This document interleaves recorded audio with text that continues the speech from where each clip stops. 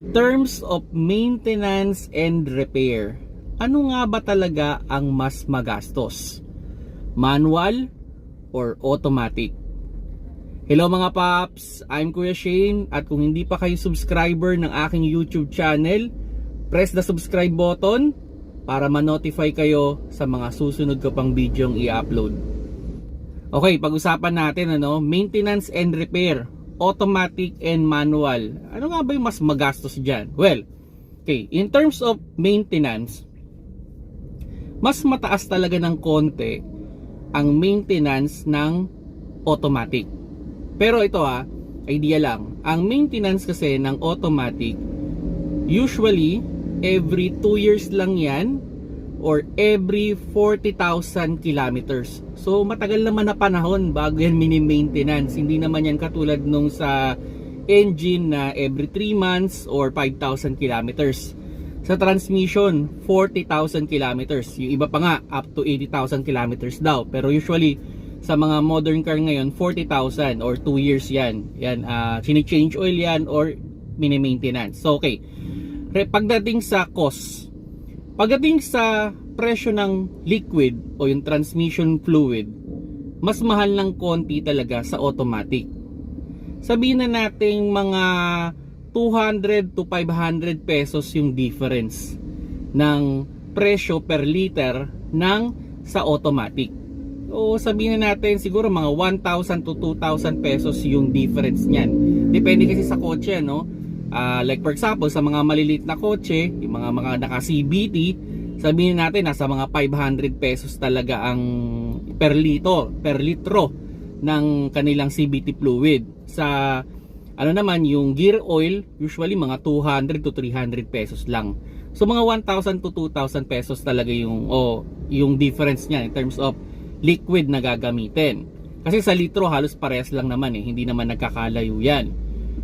Nagmamahal talaga sa automatic kasi sa automatic meron pa siyang filter. So yung filter, depende kasi kung original o replacement. Like for example, dito sa kotse ko na to, ang replacement nito nasa 1,100 yata per piece yung kanyang filter, Pag original nun mga nasa 3,000. So medyo malaki yung difference, Sa manual kasi wala siyang filter. So talagang palit lang talaga ng liquid yon. So yun, in terms of labor, mas mura yung labor sa pagpapalit ng liquid o transmission oil ng manual. Okay? Mas mura kasi nga ang idea lang doon, tatanggalin lang yung drain plug sa ibabaw, tatanggalin lang din drain plug sa ilalim, then eventually pag tumulo na yung oil, naubos na, ibabalik yung drain plug, kakargahan ng oil dun sa ibabaw, pag napuno na yon, i-bolt na ulit, okay na, tapos na, napakadali. Okay, sa automatic kasi medyo mas matrabaho. Okay, sabihin na natin, sige, i-drain. Pagka drain nun, halimbawa yung mga automatic ngayon, meron siyang filter. Yung filter nasa oil pan. So yung buong oil pan na yun tatanggalin. So maraming bolt yun, usually mga 12 or 15 volts yan, tatanggalin yun. Maliliit lang naman, pero marami, so matagal. Then after that, pagkatanggal nung oil pan ng transmission ng automatic, sasalpak yung bagong filter. Then yun, so ibabalik. Usually sabihin na natin, kung sa manual mga 1 oras tapos na. Sa automatic siguro mga 2-3 oras. So sa labor, malaki-laki talaga. Yan. May mga automatic nga 2 pa filter, so 2 trabaho pa yon, samantalang sa manual, yun lang, halos i-drain lang talaga. Sa matic may filter na pinapalitan, kaya nagmamahal yung labor. O sabihin na natin, pwedeng sa manual 500 to 1,000 yung labor. Sa automatic, sabihin natin mga 1,000 to 2,000 pesos yung labor para lang mapalitan, So dun pa lang ang gastos na, Now, so sabihin natin, sige, ganito. Kung sa manual, pwedeng gumastos tayo dyan ng mga 2,000 pesos. Sa automatic, siguro mga 5 to 6,000. Depende dun sa oil na ilalagay natin. At depende dun sa filter na ilalagay natin. Kasi yung oil, yon, medyo maselan ang oil ng automatic. Okay? So different transmission, different model, magkakaiba rin yan ng ginagamit na CVT fluid or ATF. So i-check nyo mabuti yan, nasa owner's manual yan. Okay? And ito, suggestion ko sa inyo, pag bibili kayo ng ATF or CVT fluid, dun kayo mismo sa kasa bumili na lang. Okay? Para hindi kayo mamproblema at hindi masira yung inyong transmission. Kasi maraming peke ngayon. Okay? So yun, okay. So sa repair, sa maintenance, no? Sa maintenance yun, medyo magastos talaga yung sa sa automatic. Pero every 2 years lang naman yan, or 40,000 kilometers. So hindi siya malaking hindi siya malaking, kung kukumpitin natin do sa convenient na nakukuha natin pag nagda-drive naman tayo ng automatic, malaking bagay din. Kumbaga may cost yung dali, pero minimal lang na minimal kung sa 2 years lang naman yan. Now, yan, sa repair na tayo. Sa repair, dito na magkakatalo-talo talaga. Okay. Sa automatic kasi, pag nasira yan, libo talaga ang gagastusin ninyo, lalo na kung bubuksan. Okay?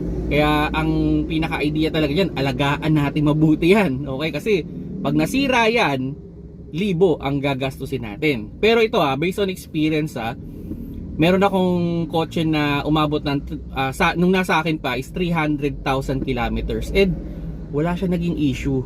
Hindi binuksan yung kanyang transmission. Okay? So sabihin natin, change oil lang siya, palit filter, okay na. Wala akong naging problema sa kanya. Okay, now.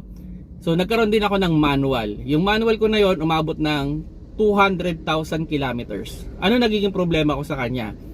Sabihin na natin every mga 80,000 kilometers, pinapalitan ko siya ng clutch. So yung clutch, usually umaabot yan kasama labor. Depende rin kung original o replacement pero usually mga 10 to 20,000 yun per replace. So yun naman yung problema with manual. Matipid nga siya sa maintenance, pero yung clutch kasi, depende kasi ito sa driver, no? Kung magaling yung driver ninyo, maalaga, marunong mag-drive ng manual, usually aabot yan 100,000 kilometers. So sabihin na natin in 200,000 kilometers, I think nakapagpalit yata ako ng 3 beses o 2 beses pala. So yung una, yung original, tas nagpalit. Tas hanggang sa wala na rin sa akin, pero own ko pa rin yung kotse kasi pinapagamit ko lang naman. So yun naman yung problema with manual. Yung cost ng maintenance niya ay ng repair niya sa clutch. Kasi usually mga 10 to 20,000 talaga yung gagastusin ninyo. Okay? So all in all, almost pareho lang yung costing nila. So ako, ang pinaka-suggestion ko sa inyo, alagaan nyo talaga. Alagaan nyo talaga sa maintenance. Alagaan nyo talaga sa pagpapalit ng filter, lalo na sa automatic. At pag automatic yung kotse ninyo, siguraduhin ninyo na okay yung oil na ilalagay ninyo. Original sana, galing sa kasa. Sa mga naka-manual, alagaan ninyo yung clutch ninyo kasi medyo may kamahalan. Okay? Kung nagustuhan nyo yung video, paki-like na lang mga paps.